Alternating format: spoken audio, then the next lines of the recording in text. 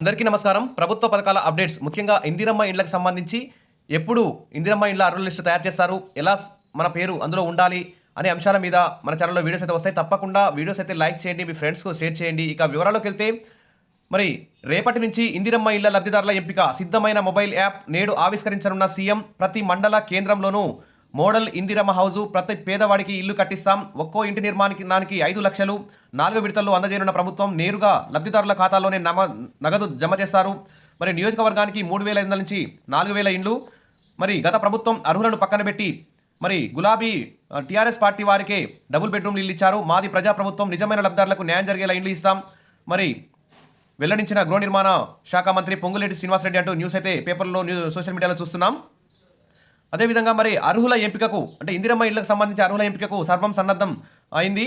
ఇక త్వరలో ఇందిరమ్మ గ్రామాల వారీగా అర్హుల లిస్టును తయారు చేయడమే ఇక ఉంది. కాబట్టి ఈ పథకానికి ప్రత్యేకంగా యాప్నైతే రూపొందించి మరి ఈరోజైతే విడుదల చేస్తున్నారు. కాబట్టి లక్షల్లో ఇళ్లను నిర్మాణం చేసేందుకు సిద్ధం కావడంతో జిల్లాల వారీగా మళ్ళీ కొత్తగా గృహ నిర్మాణ శాఖను ఏర్పాటు చేసి ఆ శాఖకు ప్రాజెక్ట్ డైరెక్టర్తో పాటు కావాల్సిన ఇంజనీరింగ్ సిబ్బందిని కూడా రాష్ట్ర వ్యాప్తంగా నియమిస్తున్నారు. పూర్తి స్థాయిలో అన్ని మండలాల పరిధిలో పనిచేసే విధంగా గతంలో ఇతర శాఖలకు డిప్యుటేషన్పై వెళ్లిన అధికారులందరినీ కూడా మరి గృహ నిర్మాణ శాఖ తీసుకురావాలని ప్రభుత్వం అయితే ఆదేశించింది. ప్రభుత్వం ఇందిరమ్మ ఇళ్ల లబ్ధిదారుల కోసం యాప్ను విడుదల చేయగానే ఎంపిక ప్రక్రియ మొదలు పెడతామని ఇక్కడ అందరి కలెక్టర్లకు ఆదేశాలు కూడా వెళ్ళినట్టు తెలుస్తుంది.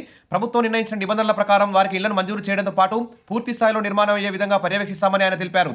ప్రభుత్వ నిర్ణయానికి అనుగుణంగా లబ్ధిదారులను ఎంపిక చేసేందుకు మండలాల వారీగా ప్రత్యేక బృందాలను ఏర్పాటు చేస్తున్నామని ఆయన తెలిపారు. ఇక ఇందిరమ్మ ఇండ్లపై సర్కారు మెలిక.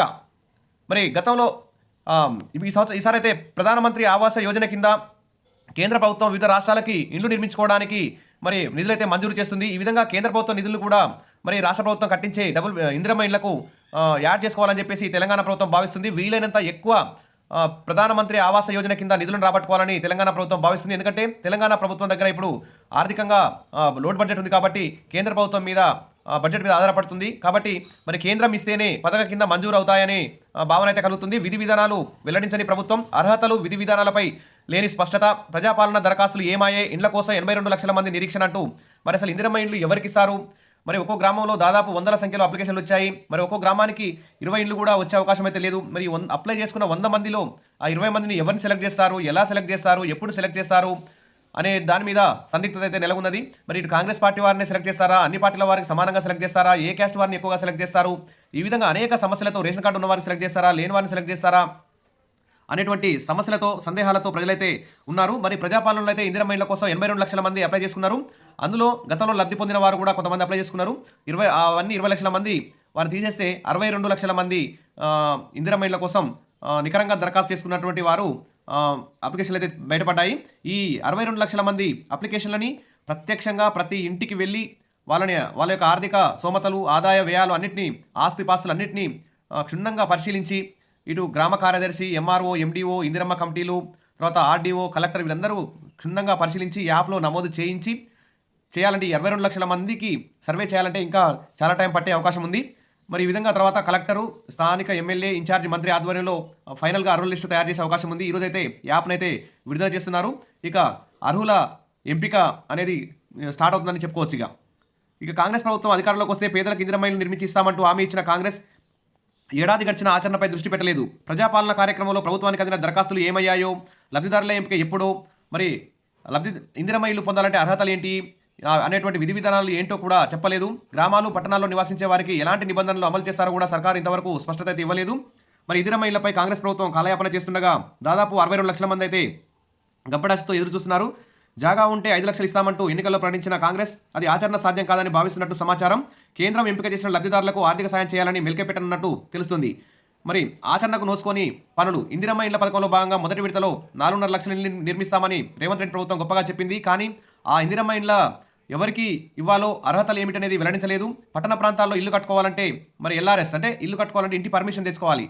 మరి ఎల్ఆర్ఎస్కు అనుమతులకే కనీసం ₹1,00,000 వరకు ఖర్చు అయ్యే అవకాశం ఉంది. మరి అనుమతులను ఈ ఇందిరమ్మ ఇళ్లకు మరి ప్రభుత్వ అనుమతులు నుంచి మినహాయింపు ఉంటుందా అనేది కూడా ఇక్కడ గవర్నమెంట్ తేలవాలి. ఎందుకంటే గవర్నమెంట్ ఇల్లు కట్టుకోవడానికి 5 లక్షల రూపాయలు ఇస్తుంది. మరి పర్మిషన్ తెచ్చుకోవాలంటే పట్టణ ప్రాంతాల్లో దాదాపు 50,000 నుంచి 1,00,000 వరకు ఖర్చు అయ్యే అవకాశం ఉంది. మరి దాని నుంచి ఏమైనా మినహాయిస్తారా, ఇవ్వరా అనేది కూడా క్లారిటీ రావాలి. అక్కడి వాళ్ళ, ఇక్కడి వాళ్ళ, గ్రామీణ ప్రాంతాలకు చెందిన చాలామంది ఉద్యోగాలు, వ్యాపారాల రీత్యా హైదరాబాద్లో నివసిస్తున్నారు. కానీ వారిలో కొందరికి సొంత గ్రామాలు, పట్టణాల్లో ఇంటి స్థలం ఉంటే ఆధార్ కార్డులు, గ్యాస్ కనెక్షన్లు హైదరాబాద్లో ఉంటే ఇల్లు మంజూరు చేస్తారా అనేవి కూడా తేలాల్సి ఉంది. యాప్ ద్వారా పారదర్శకంగా లబ్ధిదారులను ఎంపిక చేస్తామంటున్న ప్రభుత్వం మరి ఇందిరమ్మ కమిటీలను ఎందుకు ఎంపిక చేసినట్టు స్పష్టత ఇవ్వాల్సినటువంటి అవసరం ఉంది. దరఖాస్తుదారులను ప్రశ్నిస్తున్నారు. కమిటీలతో అసలైన లబ్ధిదారులకు అన్యాయం జరుగుతుందని ఆందోళన వ్యక్తం చేస్తున్నారు. ఇక కేంద్రం ఇస్తేనే ఇందిరమ్మ ఇల్లు, ప్రభుత్వానికి 82 లక్షల దరఖాస్తులు వచ్చాయి. మరి ఏడాది 4.5 లక్షల మందికి ఇళ్ల కోసం 5 లక్షల చొప్పున ఇవ్వాలంటే 22,000 కోట్లు అయితే అవసరమవుతున్నాయి. మరి బడ్జెట్లో 7,740 కోట్లే కేటాయించారు. మరి ఇంకా 13,000 కోట్లు అయితే ఇంకా లోటుగా ఉంది. కాబట్టి కేంద్రం నుంచి నిధులు వస్తేనే మరి ఇందిరమ్మ ఇల్లు కట్టించేటువంటి అవకాశం ఉందా, లేకుంటే కేంద్రం నుంచి నిధులు రాకపోతే కట్టించలేకపోతారా అనేటువంటి, ఒకవేళ ఇందిరమ్మ ఇల్లు స్టార్ట్ చేసినా మరి 4 దఫాలుగా 5 లక్షలు ఇస్తామన్నారు. అవి కరెక్ట్ టైంకి ఇస్తారా ఇవ్వరా? ఇల్లు స్టార్ట్ చేసినాక మరి డబ్బులు సొంతంగా పెట్టుకోవాలి, తర్వాత వడ్డీకి తెచ్చి పెట్టుకోవాలి. ఆ తర్వాత ఇప్పుడు సంవత్సరం తర్వాత 2 నెలల తర్వాత డబ్బులు అకౌంట్లో పడితే ఆ లబ్ధిదారుకి ఆ వడ్డీలు కట్టడానికి సరిపోతుంది, కానీ అప్పుల పాలయ్యే అవకాశం ఉంటుందని చెప్పి ఆశాభావులందరూ కూడా భయపడుతున్నారు. కాబట్టి ప్రభుత్వం 4 దఫాలుగా కాకుండా ఇందిరమ్మ ఇల్లు శాంక్షన్ కాగానే అర్హులకి వెంటనే వారి అకౌంట్లో 5 లక్షల రూపాయలు జమ చేస్తే 5 లక్షలతో అప్పులు తీయకుండా వారు ఇంటి నిర్మాణం చేసుకునే అవకాశం ఉంది. కాబట్టి ప్రభుత్వం ఆ దిశగా ఆలోచించాలి. కేంద్రం నిధులు ఇచ్చినా ఇవ్వకున్నా ప్రభుత్వం అయితే రాష్ట్ర ప్రభుత్వం ముందుగా లబ్ధిదారులకు 5 లక్షలు అకౌంట్లో వేయాలి. ఈ విధంగా చేస్తే లబ్ధిదారులు నష్టపోకుండా ఇంటి నిర్మాణం చేపట్టుకునే అవకాశం ఉంది. కాబట్టి మరి కేంద్రం గ్రామీణ పట్టణ ప్రాంతాల్లో పేదల కోసం గృహ నిర్మాణ పథకాలు అమలు చేస్తుంది. కానీ రాష్ట్ర ప్రభుత్వం కేంద్రంతో లింకు పెట్టకుండా స్వయంగానే రాష్ట్ర ప్రభుత్వం నిధులు విడుదల చేసి అకౌంట్లో డబ్బులు వేస్తే అప్పుల పాలు కాకుండా సొంత ఇంటి కల నెరవేరుతుందని చెప్పి అందరూ కూడా ఆశపడుతున్నారు. మరి వెంటనే ప్రభుత్వం ఇక కాలయాపన చేయకుండా ఇందిరమ్మ ఇళ్లపై ఖచ్చితంగా లిస్టు తయారు చేయాలి గ్రామాల వారికి అని చెప్పి అందరూ కోరుకుంటున్నారు. విషయాల బేస్. Thank you. సబ్స్క్రైబ్ చేసుకోండి, లైక్ చేయండి. Thank you.